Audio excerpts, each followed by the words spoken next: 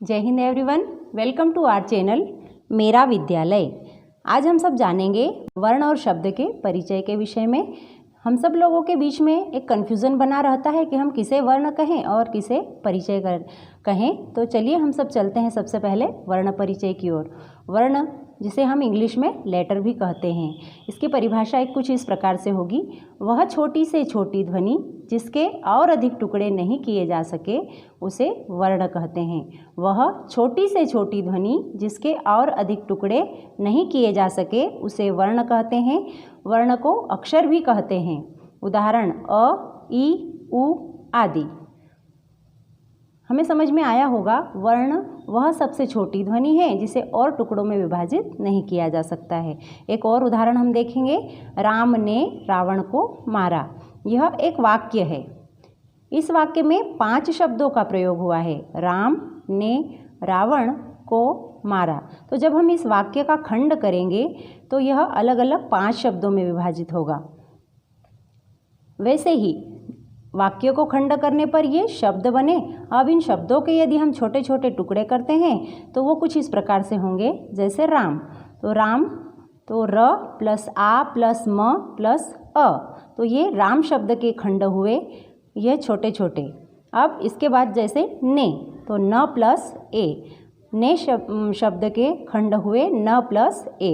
ऐसे ही हमने रावण को देखा तो रावण शब्द के खंड किए, र प्लस आ प्लस व प्लस अ प्लस न प्लस अ, तो ये रावण शब्द के खंड हुए। अब राम शब्द था, इसके खंड किए जा सके, ये हमने इसके खंड किए। ने शब्द के हमने ये खंड किए और रावण शब्द के हमने ये खंड किए।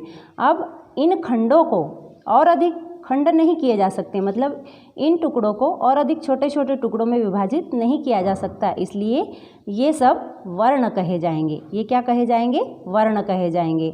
हमने शब्द को खंडों में विभाजित किया, लेकिन ये जो खंड है इन्हें हम और अधिक छोटे छोटे खंडों में विभाजित नहीं कर सकते, इसलिए ये सब वर्ण कहे जाएंगे। तो उपरोक्त खंडों के और टुकड़े संभव नहीं हैं, इसलिए इन्हें ही हम वर्ण कहेंगे। तो हमें समझ में आ गया होगा वर्ण हम किसे कहेंगे।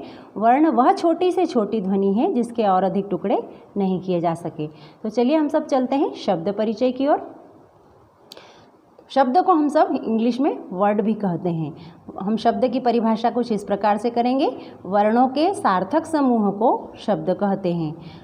शब्द वह है जो वर्णों के समूह से बनता है या एक से अधिक ध्वनियों के मेल से बने सार्थक ध्वनि समूह को शब्द कहते हैं। समझ में आया होगा। वर्णों के कैसे समूह को? सार्थक समूह को हम शब्द कहेंगे, और एक से अधिक ध्वनियों के मेल से बनने वाले सार्थक ध्वनि समूह को हम शब्द कहते हैं। तो चलिए इसका उदाहरण देखते हैं। अब क प्लस अ प्लस म प्लस अ प्लस ल प्लस अ, तो ये हमने खंड थे, इन खंडों को जोड़ा तो इससे एक शब्द समूह बना कमल। कमल एक ऐसा शब्द समूह है जिसका अर्थ निकल रहा है, यानी यह एक सार्थक शब्द है। ऐसे ही ल प्लस ए प्लस ख प्लस अ प्लस क प्लस अ, इन खंडों को हमने जब जोड़ा तो एक ऐसा शब्द बना लेखक। इस लेखक शब्द का भी एक अर्थ होता है, इसलिए यह भी एक सार्थक शब्द है। तो ये हमने देखा, खंडों के समूह को हम क्या कहते हैं? शब्द कहते हैं। लेकिन ये शब्द कैसा होना चाहिए? सार्थक होना चाहिए। देखते हैं इसके विपरीत निरर्थक शब्द कैसा होता है। इसके विपरीत जैसे त प्लस अ प्लस म प्लस अ प्लस र प्लस अ, तो ये त म और र, ये तमर खंडों के समूह से ये भी शब्द बना, लेकिन यह शब्द तमर बना और इस शब्द का कोई अर्थ नहीं निकलता है, यह एक निरर्थक शब्द है। ऐसे ही ल प्लस अ प्लस म प्लस अ प्लस क प्लस अ, तो इन खंडों के समूह से लमक शब्द बना और यह भी एक निरर्थक शब्द है। तो इसे हम शब्द की श्रेणी में लेंगे, लेकिन यह कैसा शब्द है? निरर्थक शब्द है, सार्थक शब्द नहीं है। तो सार्थक वर्ण समूह ही शब्द कहलाते हैं। तो कैसे वर्ण समूह? जो सार्थक अर्थ प्रकट करते हो, ऐसे जो सार्थक हो वे ही खंडों का समूह शब्द कहलाता है।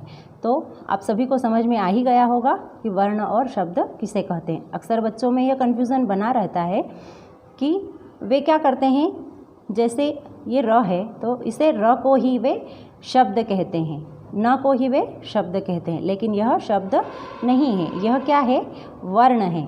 शब्द किसे कहेंगे, जब इन वर्णों के समूह से कोई सार्थक शब्द बने वह शब्द कहलाएगा। यह वर्ण है और ये शब्द है। तो आप सभी को समझ में आ गया होगा वर्ण और शब्द के बीच में अंतर और उसका परिचय। तो फ्रेंड्स, आपको यदि ये वीडियो पसंद आया हो तो आप इसे सब्सक्राइब ज़रूर करें और लाइक एवं शेयर भी ज़रूर करें। Thank you so much. जय हिंद, जय भारत।